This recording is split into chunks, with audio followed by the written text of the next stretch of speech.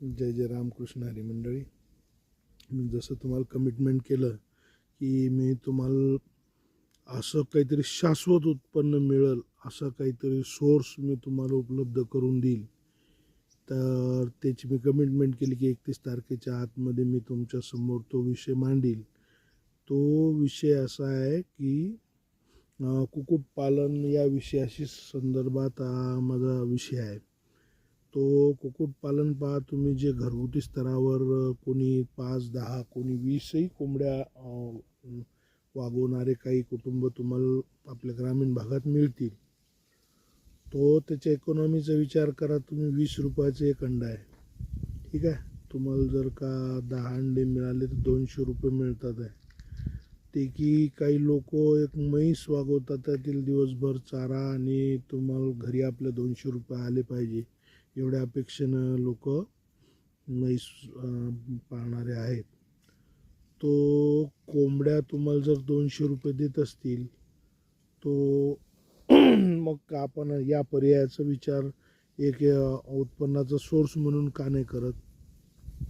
तो त्याच्यामध्ये ते सिक्युरिटीचा प्रश्न आहे. म्हणजे काहीच लोक असे आहेत की ज्याच्याजवळ तशी परिस्थिती अवेलेबल आहे की जिथं ते कोंबड्या पाळू शकतात, की काही काही सामाजिक बंधनं आहेत की बाबा लोक आपल्याला काय म्हणतील या विचारानं, किंवा काही लोक शाकाहारी आहेत ते लोक त्या गोष्टी करत नाही. तो म्हणजे मी तुम्हाला शाकाहारी लोकांना मी तर एक सांगू शकेल की बुवा त्याचे जर का त्या कोंबड्यांचे अंडे उत्पादन आहे, त्या अंड्याचा उपयोग त्याची पिल्लं काढायसाठी जर करत आहे तर इथं कुठल्याही प्रकारची हिंसा होऊन नाही राहिली. जसं की आपण आपले जनावरं पाळतो है ना, जसं म्हशी पाळतो आपण, तो तसं आपण एक पक्षी पाळू राहिलो. त्याची त्याचा उपयोग त्याची पिल्लावळ वाढवण्यासाठी केला जाणार आहे. तर त्याच्यामुळं म्हणजे आपण याला धार्मिकदृष्ट्याही त्याच्याजवळ आपल्याला एक काय तर्क आहे आपल्याजवळ की बाबा आम्ही कोणत्याही प्रकारची हत्या करत नाही. आम्ही ते जे अंडे आहेत ते अंडे उगवणारे जी मशीन आहे त्या मशीनवाल्याला देऊन देतो. तो माणूस त्यातून अंड्याचे पिल्लं काढते आणि ते पिल्लं पुन्हा वाढतात. ह्याच्यामध्ये आम्ही कोणत्याही प्रकारची हिंसा करत नाही, तर आम्ही हे करू शकतो. तो आता याच्यामध्ये मुख्य मुद्दा आहे की ज्यावेळेस तुम्ही तशा फ्री रेंज कोंबड्याचा सांभाळ करता तर तुम्हाला खाद्यावरचा खर्च करावा लागत नाही. आणि याच्या अपोजिट जर तुम्ही बंदिस्त पोल्ट्री फार्मिंग करायचा विचार केला तर त्याच्यामध्ये काय होईल की पहिले तर त्याचा खाद्याचा खर्च म्हणजे 90% खाद्यावरच खर्च होते. तर त्याच्यामध्ये पैसे कमवण्यासाठी एक कंजेस्टेड एरिया राहते आणि ते जे म्हणजे बंदिस्त फार्मिंगमधले जे पक्षी आहेत त्यांचे जे म्हणजे इकॉनॉमिकली त्याचे रेट पण खूप कमी असतात. म्हणजे जास्त 250 रुपये किलो अशा प्रमाणात काहीतरी विकतात. आणि आपली गावरान कोंबडी तर 1000 रुपये किमतीच्या वर 1200 रुपयापर्यंत कोंबड्याचे भाव पोहोचले. त्याच्यामुळं त्याचा लॉस आहे. तुम्ही केलं तर तुम्हाला ते रेटच नाही मिळणार आहे की जे रेट फ्री रेंज पोल्ट्री फार्मिंगचे मिळतात ते रेटच नाही मिळणार आहे. तर आपल्याला काय हायर रेटचं प्रोडक्शन करायसाठी आपल्याला ते फ्री रेंज चिकन फार्मिंग करणं समजा आपल्या फायद्याचं ठरेल.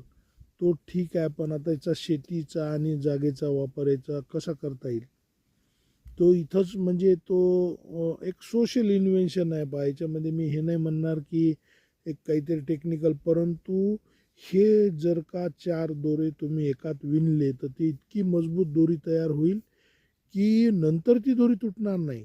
तुमचा जो प्रश्न आहे की शाश्वत तुम्हाला उत्पन्नाचा स्रोत हा जो सब्जेक्ट आहे तो याच्यासाठी म्हणजे तुम्ही जर पूर्ण विषय समजून घेतला की एक्झॅक्ट मी काय म्हणणार, कशा पद्धतीने हे करणार आहे, तर ते तुमच्या लक्षात येईल की हा जवळजवळ शाश्वत सोर्स बनला. आणि त्याची एवढी मोठी डिमांड आहे की जर तुम्ही पूर्ण गाव जरी तुम्ही अंडे उत्पादक झालं तर तुम्हाला उलट जगात प्रसिद्धी मिळेल वा की बुवा हे या गावात कधीच वापस येणार नाही. त्या गावच्या अंड्याची जसं की आता कस्तुरी मेथी नावाचा एक प्रकार आपण पाहतो. त्या ॲक्च्युअलमध्ये कस्तुरी मेथी हा मेथी म्हणजे आपण असं समजतोय काहीतरी मेथीमधला रिच प्रकार आहे, तर तो रिच प्रकार नाही आहे. तो काय आहे, कस्तुरी नावाचं गाव आहे. ते गाव, पूर्ण गाव मेथी उत्पादन करते, की जे सुकवलेली ड्राय मेथी विकायचं काम करते. हे त्या गावाचं नाव आहे कस्तुरी. आणि तिथं जी मेथी, सुकवलेली मेथी आहे, तर तुम्ही जी सुकवता, तुम्ही पण तुमची मेथी सुकवली तर ती कस्तुरी मेथीसारखीच लागणार. तो असा तो प्रकार आहे. तसं तर एक गाव जर एखाद्या उत्पादनात त्यानं हे घेतलं, तर परदेशामध्ये, गल्फ कंट्रीमध्ये पण तुम्ही, कारण आपण देणारा ऑर्गॅनिक प्रोडक्ट, त्याच्यासाठी आपण खाद्यासाठी शून्य खर्च करणार आहे, खाद्यावर खर्च नाही करणार. ठीक आहे, तर मग जसे फ्री रेंज चिकन, जे म्हणजे त्याला म्हणू आपण गावरानी, जे मुक्त अवस्थेत जीवन जगतात असे पक्षी, तर आपल्याला तसे पक्षी उत्पादन, त्यांचं अंडे उत्पादन करण्याचा विषयाबद्दल मी बोलतो आहे. तो समजा आता तुमच्या शेतात जसं की सरी आहे, एक 2 फूट एरियाच्या दोन्ही बाजूला तुम्ही वेलवर्गीय पिकं लावू शकाल. तुम्हाला एक स्ट्रक्चर भेटल, की त्या स्ट्रक्चरवर तुमचे वेल चढू शकतील. ठीक आहे. आणि तुमच्या शेतातली म्हणजे जशी सरी आहे तशी सरी आहे, पण त्याच्यावर एक स्ट्रक्चर उभा आहे. ठीक आहे.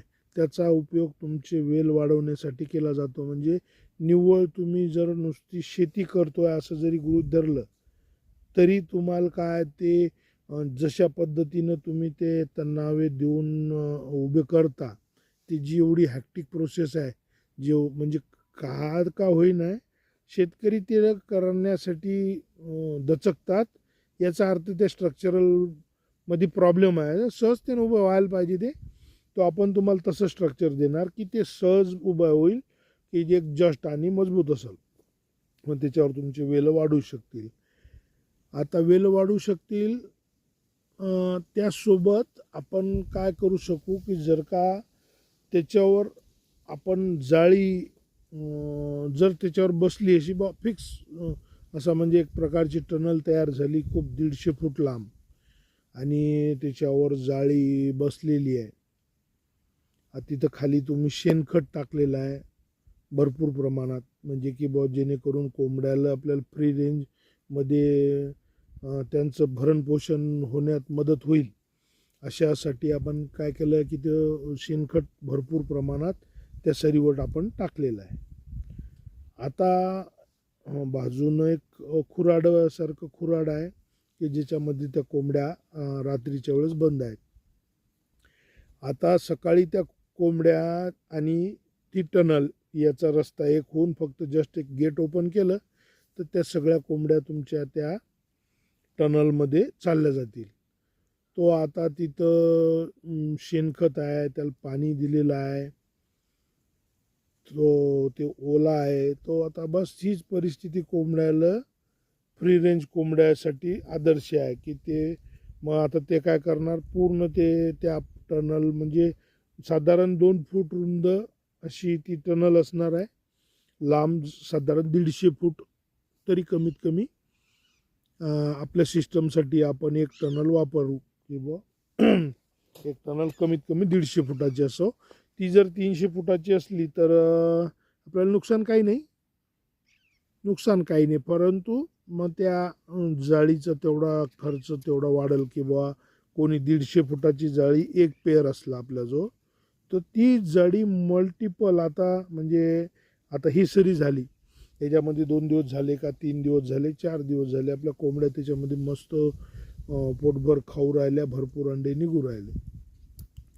तो 4 दिवसानंतर आपण ती जाळी, जेव्हा कोंबड्या आपल्या खुराड्यामध्ये पॅक झाल्या, ती जाळी उचलून आपण, जसं की आपण स्प्रिंकलरचे सेट बदलतो, फार काही वजनदार नसेल ते, म्हणजे ते सहजतेने एक माणूस करू शकेल अशा पद्धतीची ती फिटिंग, तो ती दुसऱ्या सरीमध्ये आपण त्या जाळीची फिटिंग करून घेतली. आणि आता कोंबड्याची टनल आपण बदलून दिली, तर या खुराड्यामधून त्या कोंबड्या दुसऱ्या सरीत चालल्या.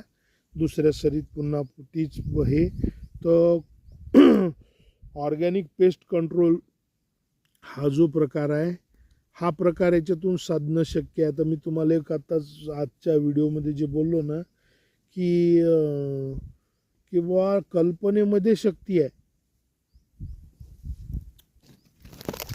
एक मिनिट आता हे कसं